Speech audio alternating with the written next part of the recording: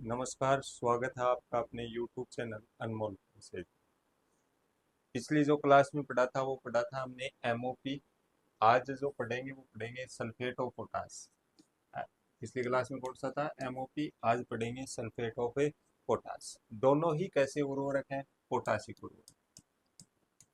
कैसे उर्वरक हैं? पोटासिक। ठीक है, क्लियर। अब इसमें तो क्या मिल रहा था? एमओपी में तो क्लोरीन मिल रहा था, इसमें क्लोरीन नहीं मिलेगा, तो इसको तो हमने क्या कह दिया था? विथ क्लोराइड या क्लोराइड युक्त। क्लोराइड युक्त। और इसको क्या कहेंगे? क्लोराइड रहित फर्टिलाइजर। क्या कहेंगे? क्लोराइड रहित फर्टिलाइजर। ठीक है, क्लियर। अब इसका जो रासायनिक नाम होगा, केमिकल नेम होता है, वो क्या होता है? Potassium sulphate. फॉर्मूला है वो क्या होगा?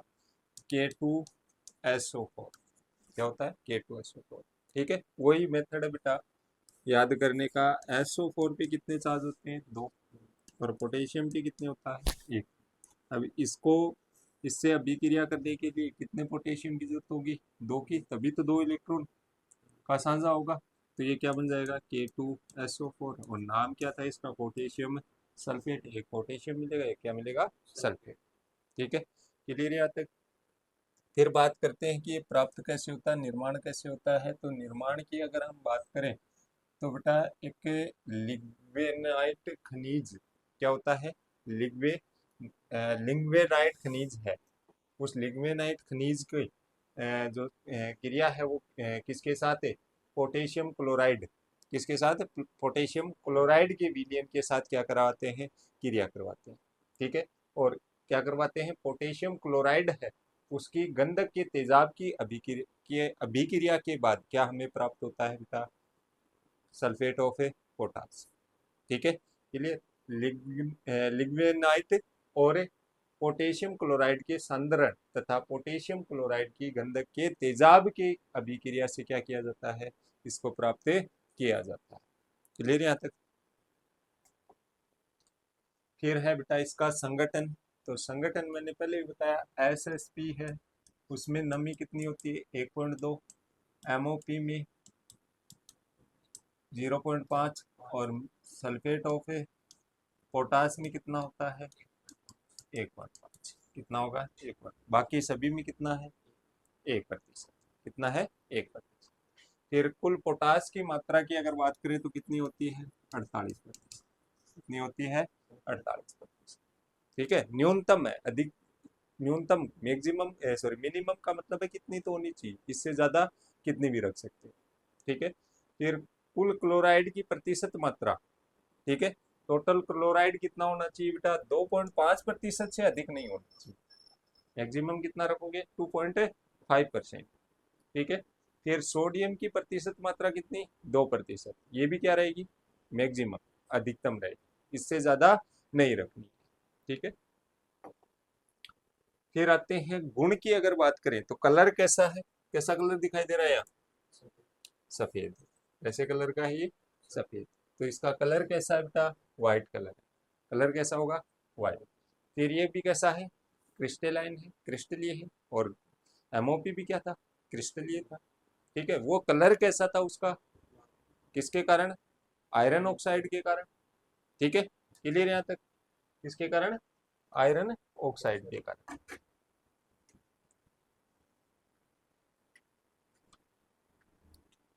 फिर है इसका पोटेशियम, और वो जल में क्या होता है? शीघ्र घुलनशील होता है।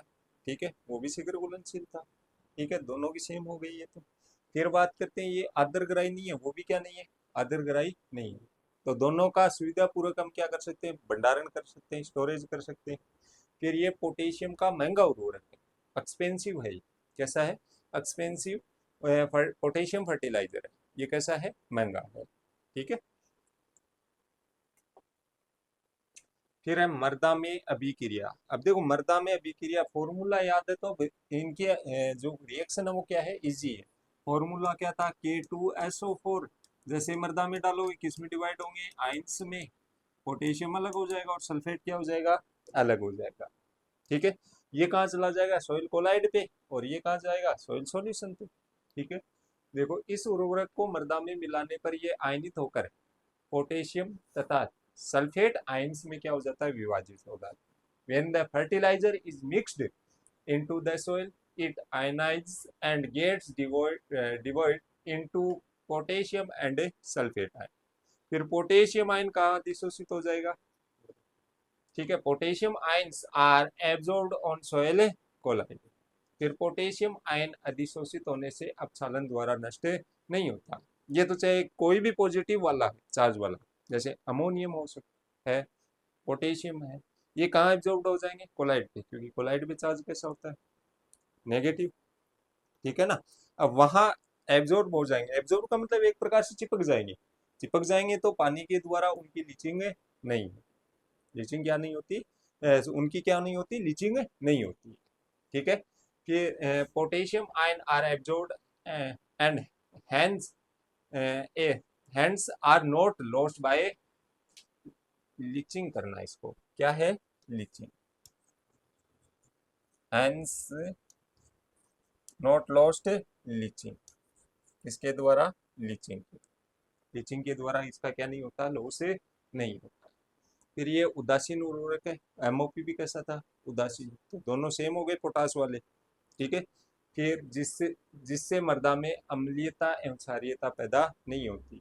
It is a neutral fertiliser which does not cause acidity और alkalinity in the soil. Soil में क्या नहीं करता बेटा, एल्केनिटी और एसिडिटी प्रोड्यूस नहीं करता। फिर चुनने वाली क्षारीय मृदाओं में इसका प्रयोग क्या है, लाभकारी है, ठीक है। It use in is beneficial in alkaline soil containing lime, ठीक है, जिनमें चूना मिलता है या ऐसी क्षारीय मृदा जिनमें क्या है, चूना है, उसमें इसका यूज क्या है, बेनिफिशियल है, लाभदायक है, कैसा है, लाभदायक। फिर बाहरी मृदाओं की अपेक्षा हल्की व मध्यम मृदाओं में ये उर्वरक अधिक उपयोगी है, ठीक है।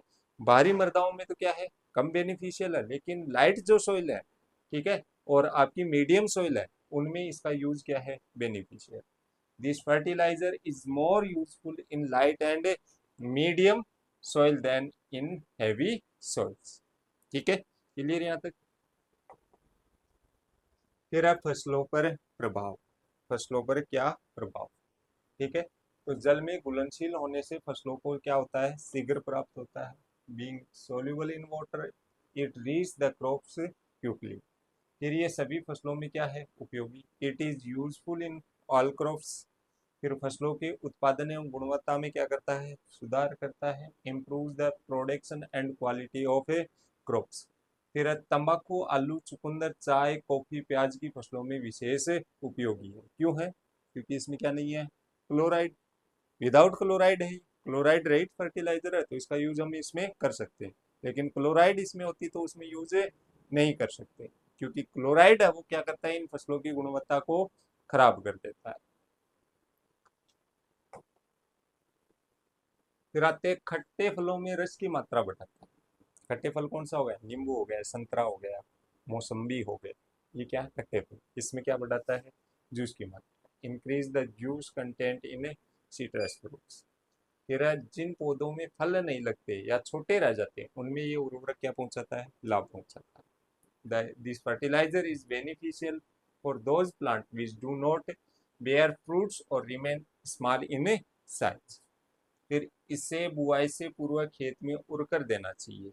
एमओपी को भी कैसे दे रहे थे, उरकर, इसको भी कैसे देंगे, उर्वरक, ठीक है। खड़ी फसल में इसका प्रयोग है नहीं। It should be spread in the field before sowing, do not use it by secreting it on standing crops. और स्टैंडिंग क्रॉप्स में फर्टिलाइजर प्रोवाइड करना क्या कहलाता है बेटा, क्या कहलाता है, टॉप ड्रेसिंग। खड़ी फसल में उर्वरक देना क्या कहलाता है, टॉप ड्रेसिंग, ठीक है। एक आता है कि बेटा कि उर्वरकों का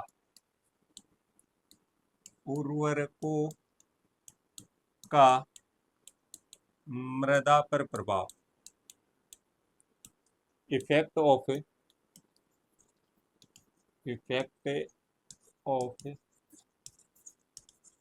फर्टिलाइजर ऑन सॉइल, ठीक है।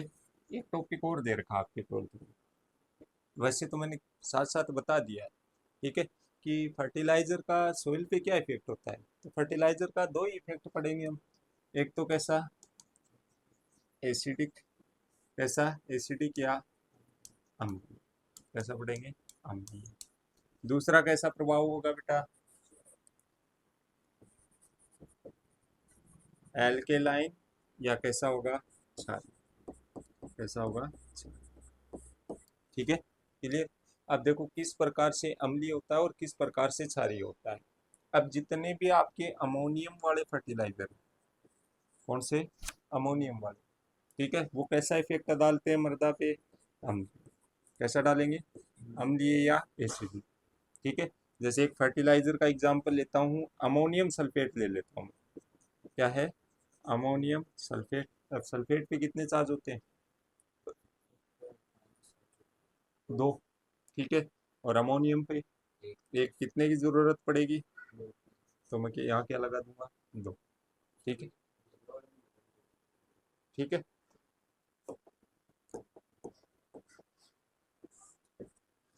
ठीक है। अब अमोनियम सल्फेट था अपने पास, ठीक है। अब ये अमोनियम सल्फेट है, किस में डिवाइड होगा, अपने आयंस में, इसमें। ठीक है, ये कहाँ जाएगा, मृदा कोलाइड पे, कहाँ चला जाएगा, कले पे, कहाँ जाएगा, कले पे आ गया। अब इसका क्या होगा बेटा, नाइट्रीकरण, और नाइट्रीकरण होगा तो क्या होगा इसका, ऑक्सीडेशन। क्या होता है, ऑक्सीडेशन। ठीक है, ऑक्सीडेशन होगा तो अब क्या बनेगा, NO2।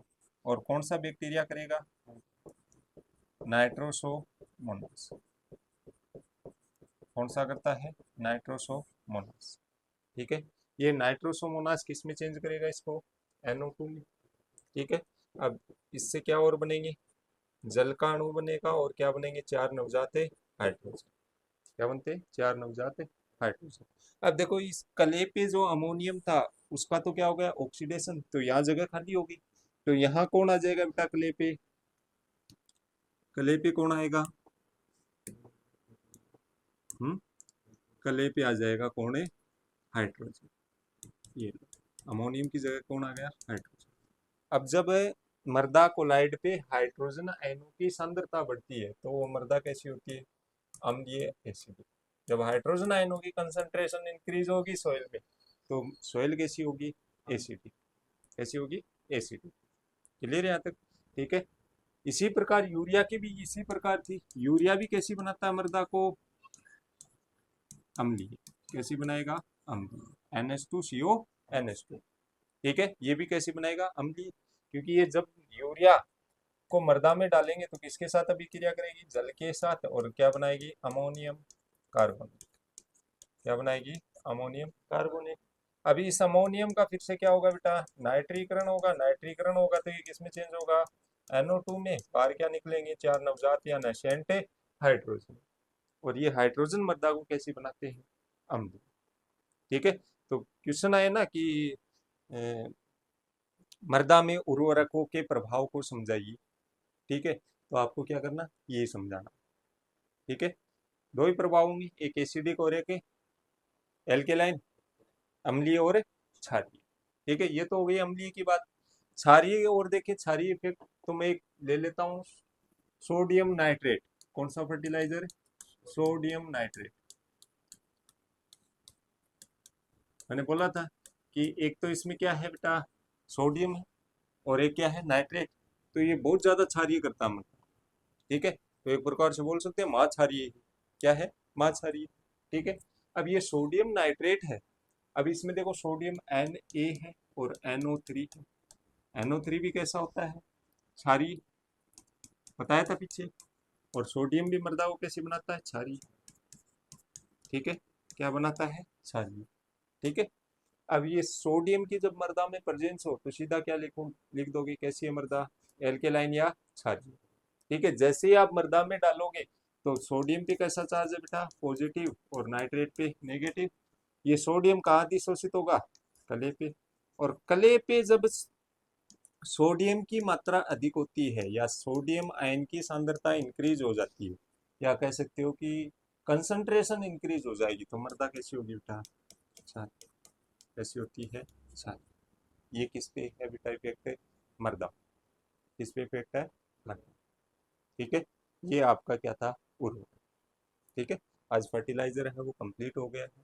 ठीक है, आगे जो टॉपिक है वो नेक्स्ट टॉपिक स्टार्ट करेंगे, या तो जैविक पदार्थ पढ़ लेंगे या मृदा अभिक्रिया पढ़ लेंगे, या आपकी एक सोयल कोलाइड दे रखा है, या इसके अलावा एक दे रखा है आयन विनिमय, इनमें से कोई सा टॉपिक है पढ़ लेंगे। ठीक है, चलिए, थैंक यू।